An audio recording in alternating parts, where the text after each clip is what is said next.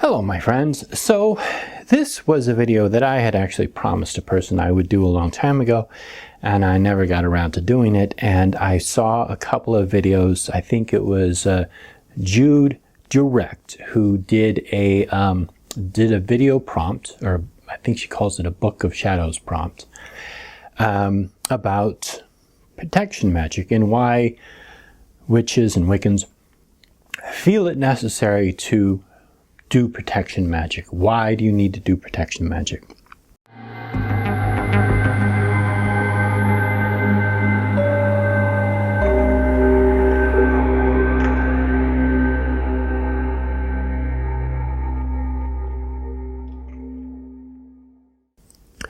And Kendra, who is another person that I subscribe to on YouTube and would like to watch her channel a lot, also mentioned about doing protection magic and why it's necessary and why it's good to do. So I wanted to give a little different perspective of it because it actually ties into the original video that I promised to do and I didn't do it. In this video, what I'm going to go over is I'm going to go over shielding, I'm going to go over meditation, and I'm going to go over protection. Shielding, especially for people who are sensitive. I'm just going to be talking about my own theories, my own ideas. So people who are psychically sensitive, which I am very empathetic. It took me a long time to understand how important it is to shield. When you are an empath, and I'm not familiar with other forms of psychic development, but especially for being an empath, is you don't want to tune in energies. You actually want to tune out energies. You want to be able to distinguish your own energies from other people because you find that you almost mimic them or absorb them. At least that was my experience. So again, I'm just talking from my own experience. So that is one of the very good reasons for shielding, which is very similar to protection magic. The other one that I think is very important, and a lot of people don't talk about it enough, and I think that it is essential, is meditation. Meditation not only calms and focuses the mind, but it also helps you to ground and center yourself, and it also helps to reduce stress. So meditation is incredibly powerful. Preparation. One of the things is you want to be comfortable. You want to be alone. You want to be undisturbed for at least about 45 minutes. That means you turn off the phone. You know you're not going to be disturbed. You have just your own time, your own space, your own area where you can feel comfortable and be able to relax for at least 45 minutes. You want to be in clean clothes. You want to be in clean clothes. You want to be freshly bathed. You want to basically just make sure that everything is fresh. If it's dirty around you, clean up around you. That's my opinion. Let's see. If you made planetary incenses that you like, this particular one, I don't know if you'll be able to see it, but it's Saturn. It is a type of incense that I made for myself because I am my planet is Saturn. And but I have other planetary incenses that I've made, and these I burn during meditations and shielding and also protection. If you don't use the loose incense, which you have to have a burner for and use charcoal, you can use regular incense sticks. Pick again a flavor that appeals to you. This particular one is lavender because sometimes every day when I meditate, I don't want to burn a charcoal and put my planetary incense in there, so I just use a joss stick. That's fine, and you just use one of these for it. You just put it in there. Okay, let's see. Option. The other thing is, depending upon your particular system, if you cast a circle, you may want to go ahead and cast a circle. I don't think you have to call the quarters or do anything elaborate, but I think it is a good idea, especially if you are doing shielding and or protection magic, and even sometimes in meditation, is just go ahead and cast a circle. One of the things that is going to do is not only is it going to set up your ritual space, It's also going to set up an area where you can feel, you can let down your defenses and you can concentrate on yourself and feel protected. The other thing that I want to talk about is the system that I use for opening up my energy centers. A lot of people call them chakras. I happen to use a Greek system of the chakras, which I will put up graphics here for. So basically they align with the 7 chakra systems. Now, the Hindu Indian chakra systems, actually, there are many different forms. There are some that use 14 or 10 or 12 or 8 or 7. The particular energy system that I use, the Greek system, correlates, or it's equivalent to the Hindu 7 chakra system. So the first one, in English, is sacrum. The Greek word is the heron ostion. The equivalent chakra is the muladhara. It is root, base of concentration and energy. It's animal, primal nature. Planet is earth, element is earth, physical, base, outer self. The next one is English gonads, the Greek gonades. Equivalent chakra is the svadhisthana, source of life energy, life essence, and sexual potency. The planet is the moon. The element is earth, fire. Etheric body is outer self, base emotions. The next one up is the belly. It is equivalent to the Greek gaster. Equivalent chakra is the manipura. It represents appetite and desire, lower part of the mortal soul. The planet is Mars. The element is fire, lower astral body, instincts. The next one is English heart lungs, the Greek phrens. The equivalent chakra is the anahata. It is the conscious spirit, the vehicle of thought and feeling, emotion, courage, anger, and love. The planet is Venus. The element is water. It is the upper astral body, emotions. The next one is the neck. It is the Greek trachelos. Equivalent chakra is a Vishuddha. It is voice, speech, communication, separation from lower or inferior mortal soul.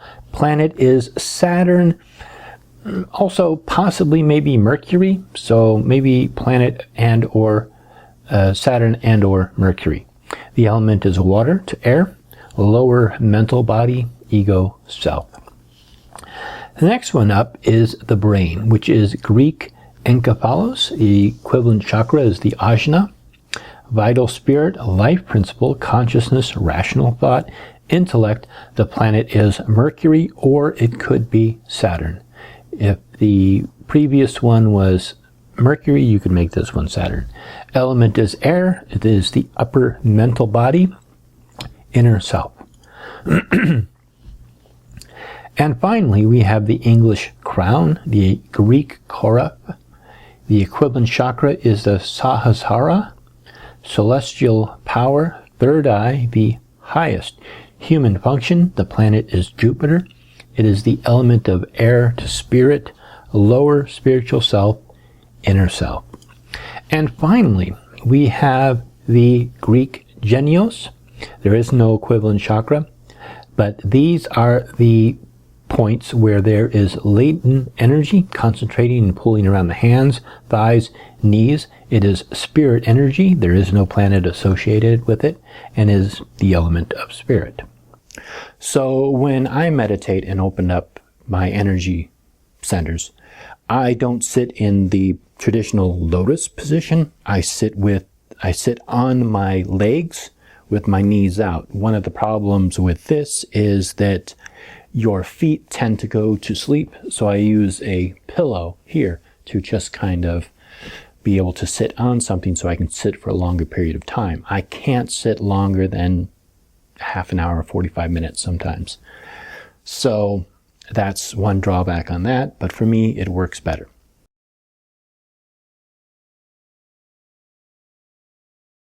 If you breathe quickly in and out, you'll find that you can increase energy. So if you are going to open up your energy centers or energy points and you breathe quickly for each one, you can energize them. And this is producing energy. Once you've built the energy, you want a place to focus it, probably in your hands, and then direct the energy for a purpose. And whatever excess energy, you immediately ground and get rid of, because you don't want to be holding that excess energy.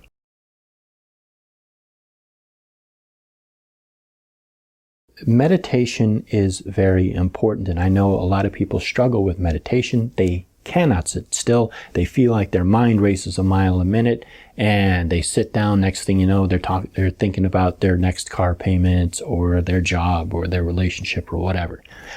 So one of the things you want to do is to focus your mind on something. Stuff is going to come into your mind. It just does. We think about stuff.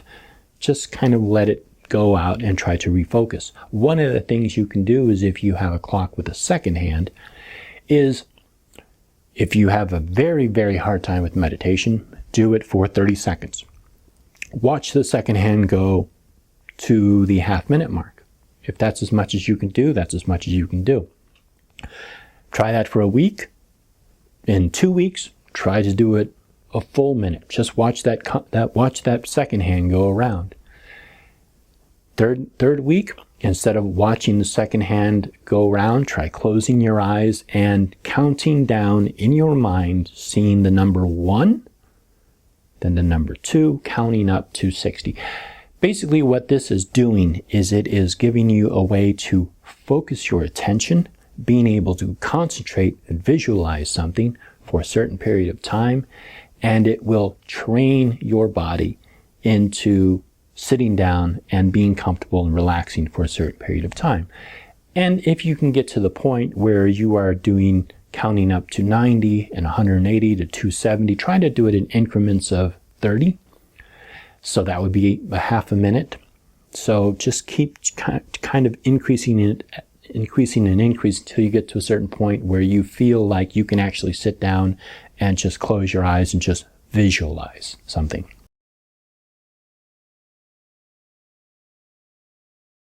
Shielding is when what you want to do is you want to ground yourself. You want to focus in on your energy. You want to tune out other energies. This is very helpful for people who are especially strongly empathetic. You want to be able to understand your energy and your emotions and be able to concentrate on that and tune other people's out. So for shielding, what you want to do is you want to use short, steady breaths as you open up your energy centers. What this will do is it will calm your body, it will calm your mind, and it will make you more grounded and more focused, whereas the quick energies build energy up. After you've opened up all your energy points to your crown energy point, concentrate above your head and feel the epidermis of your skin about an inch above it, and just concentrate and feel that, become aware of it, become conscious of it. The other thing you want to do is become aware, close your mind and become aware in your mind of your environment, so that whatever is in the room around you, if you close your eyes, you can visualize it, possibly even sense it or feel it. Just keep working at it, keep developing it. It takes some time, but get used to feeling the environment around you. One of the things that this is going to do is it is going to help you to understand where your energy is and where the outside energies are. If you are very empathetic, like I am, and you do this in an area with other people, if you close your eyes and just go through some of these relaxation techniques, you will actually sense people around you as they get closer to you. This is a beneficial thing. It's a good thing to be able to develop it that far.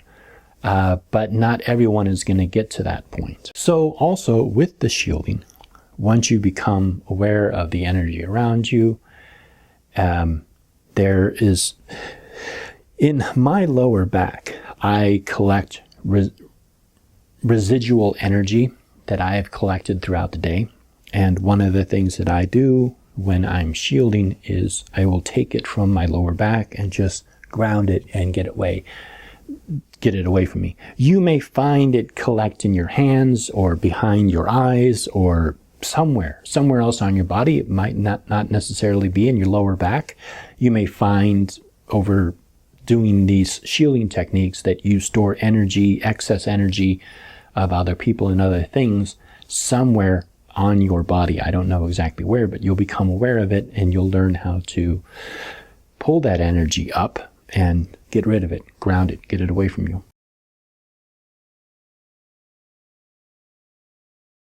Protection magic is not necessarily, you don't have to get in this mindset that you are being assaulted by some unknown force everywhere. Protection magic can be just an extension of shielding. It can be a way of protecting yourself from unconscious attacks, meaning that people who they're not aware of it, but they unconsciously lash out towards other people. Or people who are what is called psychic vampires, but they're not aware of it. They are unconsciously doing it. And if it is somebody who is living with you or somebody who is a friend of yours or somebody that you have to engage with, it can become very draining on you unless you do these types of protection magic. So again, one of the things that working with energy, meditating, and shielding on a regular basis is going to do is it's going to help you become aware of those times. If somebody is psychically attacking you, either consciously or unconsciously, you will become aware of that and learn how to protect yourself. So I'm just going to go over a quick protection spell.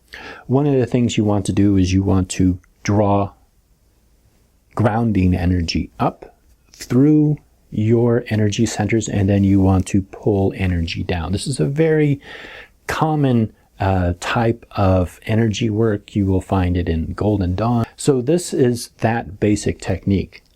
So you draw energy, dark energy from below, light energy from above. You allow it to mix in the center. You twist off those ends so that the light energy and dark energy mixes into a circle in your body, and you allow this circle to encompass you completely. And next thing that you want to do is, once you have that bubble around you, is you then want to open up your energy points, doing it with the calming, slow breaths, opening each one up.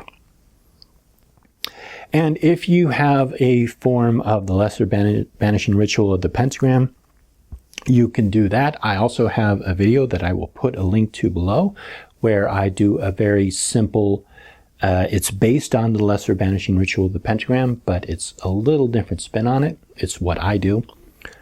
You can perform that if you wish. But one of the things you want to do is you are protecting yourself, sending energy away from you at each one of the quarters. And then you want to close this. So basically what you would do is you would, after you've done your lesser banishing ritual of the pentagram, you can come back and close your energy points, allow that energy to dissipate, uncast circle, blow out candles or whatever, and just finish the ritual. And that is basically it. That is how you do protection magic. That is one of the most common ways to do protection magic. And again, protection magic is not always in defense of something. We are not always constantly being assaulted by things. But it is a good idea to do this every so often, just to kind of build up your defenses. And again, it is to protect you from unintentional attacks. People who are unconscious psychic vampires, people who are unconsciously assaulting you with energies. It's just a good thing to do. And it's not that you have to always be on the alert or always on the defensive from somebody trying to attack you. But it is a good thing to do. The other thing is that it is going to raise your awareness of not only yourself, but it's also going to raise your awareness of other people around you. So you will be able to determine who has a good energy and those people who have kind of like not necessarily bad energy, but more chaotic, uncontrolled energy. And that can help you to understand and just have a better relation to other people. It's also going to help you boost your confidence because you're going to feel like you have done this. You feel protected. You can go through your day and you can be more confident. One of my old jobs was working with people who were chronically homeless and drug addiction and mental illness, and it was a very draining job, and it was one of the jobs where I had to come home and do shielding almost all the time because I was working with a lot of people who were dealing with their own problems, their own energies, and they weren't aware of what they were sending out. So be consistent. The other thing is if you get into a routine of doing this, let's say in the morning or at night or in the afternoon, try to be consistent with it. I don't think you have to do protection and shielding all the time. I think that it is a good idea if you want. This is what I do, is I meditate on a daily basis. I do shielding probably maybe once a month, once a week. Really depends upon what's going on in my life. Protection magic, I might do once a month or every 3 months. It really kind of depends, again, on other things going on in your life. So, I apologize that it's taken me this long to do this video, but there you are. Thank you so much, and blessed be.